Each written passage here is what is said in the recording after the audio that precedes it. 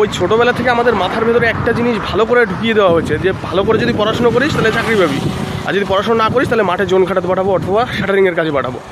আমি কিন্তু এই প্রফেশনে ঢোকার আগে আমি কিন্তু নিজে দোকানে দোকানে গিয়ে চানাচুর বিক্রি করেছি। অশিক্ষিত মানুষগুলো কিন্তু বেকার নেই, যত বেকার আছে কিন্তু সব শিক্ষিত মানুষগুলোই। কারণ এই যে সুপ্রিম কোর্টের নির্দেশে যে 26,000 শিক্ষকদের চাকরি গেল, এটা নিয়ে সত্যিই আমি দুঃখিত। কারণ সিদ্ধান্তটা আমার মনে হয় একটু ভেবেচিন্তে নেওয়া উচিত ছিল, কারণ ওখানে অনেক যোগ্য শিক্ষকও ছিল যারা নিজেদের পরিশ্রমের মাধ্যমে চাকরিটা পেয়েছিল, তো সেটা পরের কথা। কিন্তু এই যে চাকরিটা চলে যাওয়ার জন্য এই শিক্ষকরা যে মরা কান্না শুরু করেছে না, এটা সত্যিই আমার এখন একটু দৃষ্টিকটুই লাগছে। কারণ তারা অনেকে দেখছি বলছে যে আমার চাকরি চলে গেছে, আমার ঘরে বউ আছে, বাচ্চা আছে, আমি এখন কী করবো, আত্মহত্যা ছাড়া কোনো অপশান নেই। না, আমি বলবো যে কেন এরকম হচ্ছে। কারণ যদি চাকরি যাওয়ারই এই অপশানটার কথাই বলি, তাহলে প্রতিনিয়ত প্রত্যেক ঘন্টায় প্রত্যেক মিনিটে একটু খোঁজ নিয়ে দেখো কোনো না কোনো প্রাইভেট সেক্টরে উইদাউট এনি রিজন দেখিয়ে তাদের এমপ্লয়ীদের বের করে দেওয়া হচ্ছে। তাদেরও কিন্তু ফ্যামিলি আছে, এরকম মানুষকেও বের করে দেওয়া হচ্ছে যে ফ্যামিলিতে সেই মানুষটা একাই যে আর্নিংস করে। তো তাদের কথাটা একটু ভাবো। তো it is just a job, nothing else. তো এই ব্যাপার নিয়ে এতটা প্যানিক হওয়ার তো আমার কোনো আমি তো কোনো কারণ দেখছি না। আসলে বিষয়টা হচ্ছে কি, ওই ছোটোবেলা থেকে আমাদের মাথার ভেতরে একটা জিনিস ভালো করে ঢুকিয়ে দেওয়া হয়েছে যে ভালো করে যদি পড়াশোনা করিস তাহলে চাকরি পাবি, আর যদি পড়াশোনা না করিস তাহলে মাঠে জোন খাটাতে পাঠাবো অথবা শাটারিংয়ের কাজে পাঠাবো।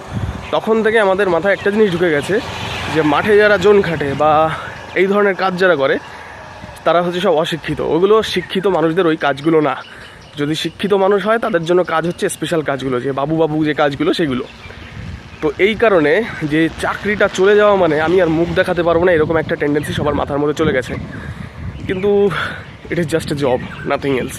আরও অনেক কাজ আছে, কাজগুলো করা যেতে পারে, সেগুলোর থেকেও দেখা যেতে পারে কি এই যে এই শিক্ষকতার থেকেও বেশি টাকা উপার্জন হতে পারে। কিন্তু না, ওই যে মাথার ভেতর ঢুকে গেছে যে চাকরি, আর কিছুই না। ইভেন অনেকে হয়তো বলতে পারে আমার কথা যে আমি হয়তো অন্য জায়গায় দাঁড়িয়ে কথাটা বলছি, কিন্তু না, আমি কিন্তু এই প্রফেশনে ঢোকার আগে আমি কিন্তু নিজে দোকানে দোকানে গিয়ে চানাচুর বিক্রি করেছি। আমাদের চানাচুর কারখানা ছিল, তো আমি এমন দোকানেও গেছি যে দোকানদার অশিক্ষিত, তাকে আমি স্যার বলে সম্বোধন করতাম যাতে আমার মালটা তার কাছে বিক্রি করা যেত।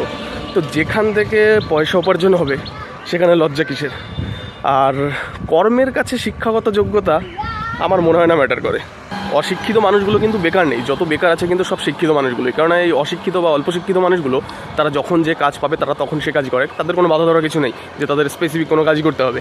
কিন্তু অপরদিকে শিক্ষিতরা হয় কি, তাদের চিন্তাধারণা এই থাকে, তারা শিক্ষাগত দিক থেকে অনেকটা উঁচুতে চলে গেছে, তাদের ওই সমযোগ্যতা সম্পন্ন কাজ ছাড়া তারা অন্য কোনো কাজ করতে পারবে না। এটা তাদের লজ্জাবোধের একটা বিষয় থাকে। যেই কারণেই যারা শিক্ষিত তারা সবসময়ের জন্যই বেকার হয়, কারণ তারা যতক্ষণ না তাদের মন মতো কাজ না পায় তারা নিজেদেরকে বেকার বলেই মনে করে।